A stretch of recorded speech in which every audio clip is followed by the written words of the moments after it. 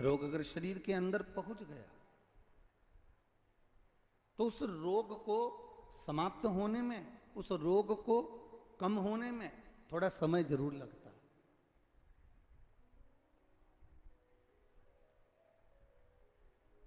हाँ, कर्म की गति को काटने में थोड़ा समय जरूर लगता है।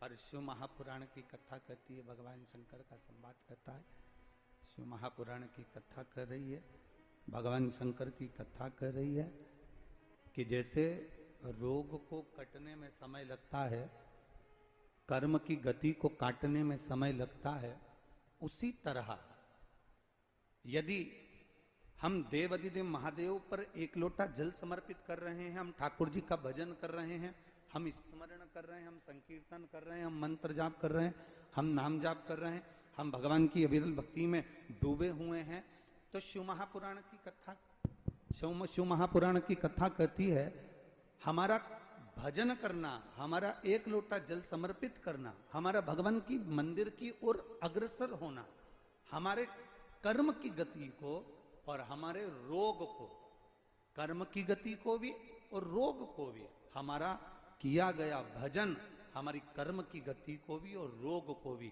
धीरे धीरे धीरे धीरे समाप्त कर ही देता है, और वो रोग आखिरी में खत्म हो ही जाता है।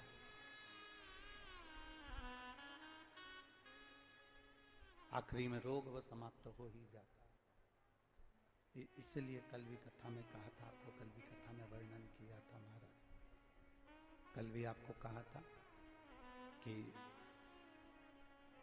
मानव की देह मिली है, मनुष्य का शरीर मिला है, मानव की देह प्राप्त हुई है, भगवान मालिक है, भगवान ये मानव का जो शरीर मिला है, ये मानव की जो देह मिली है, जो ये मानव का शरीर जो प्राप्त हुआ है, ये मिला है, तो इस मानव के शरीर को प्राप्त करने के बाद में, इस मनुष्य के शरीर को प्राप्त करने के बाद में हम इतना भजन कर ले,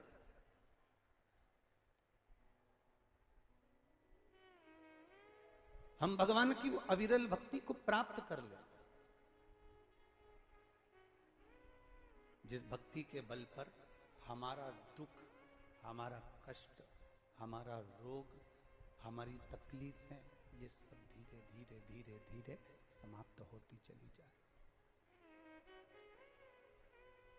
इसीलिए कल कहा था, मत बुरे कर्म कर बंदे वरना पछताएगा, भगवान की आंखों से तू बच नहीं पाएगा, तू बच नहीं पाएगा। अरे ओ अज्ञानी मत करना, तेरे कर्म का फल भी तू ही पाएगा, जैसा किया तूने तेरे आगे आएगा। मत बुरे कर्म कर वरना पछताएगा, भगवान की आंखों से तू बच नहीं पाएगा, तू बच नहीं पाएगा। कथा कर रही है, शिव महापुराण वर्णन कर रही है, भगवान शंकर का संवाद कर रहा,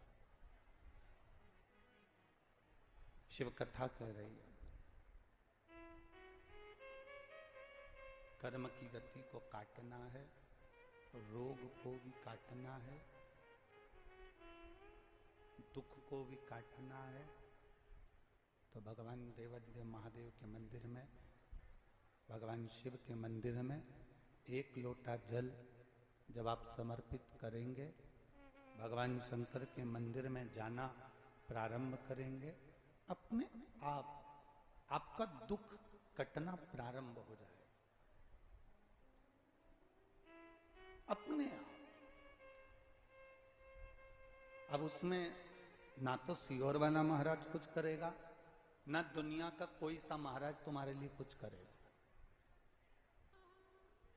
अपने मन के भ्रम को निकाल दो कि मैं वहां जाऊंगी तो वहां से ये भभूति ले आऊंगी, मैं वहां जाऊंगी तो वहां से बेल ले आऊंगी, मैं वहां जाऊंगी तो वहां से नारियल ले आऊंगी और मेरा दुख कट जाएगा। ना ना, शिव महापुराण की कथा कहती है छींक आती है तो खुद को छींकना पड़ता है, खांसी आती है खुद को खांसना पड़ता है, रोना आता है खुद को रोना पड़ता है, सिर में दर्द होता है दवाई खुद को खाना पड़ती है, पेट में दर्द होता है दवाई खुद को खाना पड़ती है। उसी तरह हमारे जीवन में जो हमारे कर्म का दुख आएगा वो हमको भोगना है।